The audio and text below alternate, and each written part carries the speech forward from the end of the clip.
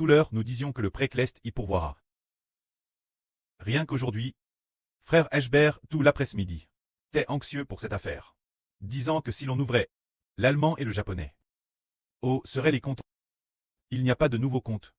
Frère Rehoboth a aussi dit frère Eschber, toi, quand est-ce que tu vas nous donner des comptes? Eschber a dit l'après-midi après la sieste. Aider commencer faire. Eschber sait que c'est faisable, mais ne sait pas comment faire. Comment bien s'y prendre? Alors il a continué encore et encore, priant et priant. Plus tard, il a découvert activer 2 comptes pour une carte SIM. Il faut absolument utiliser un ordinateur. Ce n'est pas avec un téléphone. Il faut l'activer sur ordinateur. Ensuite, le téléphone peut être utilisé. Alors que faire? Pour l'ordinateur, nous n'avions pas non plus ce logiciel de contournement sur ordinateur. Que faire? Alors il a cherché, voulant dire prier pour savoir quoi faire. Alors il a dit sur Aura. Il était toujours prêt de le faire. Plus tard, enfin la version ordinateur est possible. Le VPN est aussi ouvert. Alors effectivement, DS que le VPN est ouvert, on peut utiliser YouTube. Le site web de YouTube. En entrant sur le site, on peut l'activer. Pour les frères et sœurs, une seule carte SIM permet d'activer 2 comptes YouTube. Si on a 2 cartes, a fait 4 comptes. 3 numéros de téléphone font 6 comptes. Ainsi, pour nos mises en ligne, on ne s'inquiète plus de ne pas pouvoir uploader. Il y a suffisamment de comptes pour nos mises en ligne. Alors, cette affaire, n'est-ce pas Dieu qui y pourvoit? Ce moment-tel, Eschber a dit waouh, ajoutez ces 2 langues. Alors, il faut au moins 6-8 comptes pour que ce soit suffisant. D'où viendraient ces 6-8 comptes? À l'époque, il y avait de l'inquiétude et de l'anxiété. Mais finalement, le pré-Clest a agi. Il a fait cette chose, pour que nous, ses enfants, comprenions que Dieu y pourvoira. En fait, avant cet événement, il y a quelques jours, Eschber pensait aussi, oh, quand je viendrai rencontrer les frères et sœurs, activer ceci. Si on active l'allemand et le japonais, 2 langues.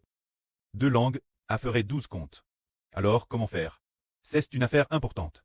Mais aujourd'hui, nous savons que c'est réalisable. C'est la preuve que Dieu y pourvoit. Aujourd'hui, frère Hébert est allé voir sur Descend dans sa chambre. Elle a posé une question, disant, frère Eschber, serait-ce possible, mon frère, que tu prévois d'ouvrir combien de langues? Frère Eschber a dit, Madame Sil, il y a beaucoup de langues humaines. Oh, il n'y en a que quelques milliers. Sur Madame Sil, il y en a beaucoup. Il n'y en a que quelques milliers. Alors, tant qu'il y a des langues, nous ouvrirons autant de traductions de langues, peu importe le nombre de langues. Combien de types seront ouverts de traduction de langues? Prenons par exemple un cas. Certaines langues n'ont, madame, pas d'écriture. Par exemple, ce que nous appelons la langue du peuple Zhuang. Autrefois, il y avait encore une écriture. Maintenant, la langue Zhuang a DJ perdu cette forme de langue. N'a plus d'écriture, seulement la langue parle. Ainsi, par exemple, le Zhuang, faut-il le traduire en Zhuang? Frère Hébert dit, si on ne traduit pas ici, alors il y aura certainement beaucoup de gens parlant le Zhuang. Mais n'ayant jamais entendu le mandarin, ne seraient-ils pas sauves? Ils doivent aussi être sauves. Ainsi, peu importe le nombre de langues humaines. Madame, si cette langue n'a pas d'écriture, tant que c'est une langue, nous devons traduire, car Dieu est le Dieu de toutes les nations. Et le Dieu de toutes les langues. Tant que c'est qu'il y a une certaine langue, madame, si cette langue n'est parle que par 50 personnes. Seulement 50 personnes la parlent. Il n'y a que 50 personnes qui la parlent. Devons-nous passer plus de temps à traduire? Ce sera certainement traduit l'avenir. L'avenir, si cette langue, parmi l'humanité, est peu utilisée avec seulement 50 personnes. Par exemple, le chinois est peut-être utilisé par plus d'1 milliard de personnes, mais il y a certaines langues, avec seulement 50 personnes. Devons-nous traduire? Il faut aussi traduire. Il faut traduire dans cette langue. Il y aura certainement des correspondants, frères ou sœurs de cette langue qui apparaîtront, pour les laisser traduire dans leur propre langue. Ainsi leur peuple, les gens de cette langue, pourront connaître le salut et être sauvés.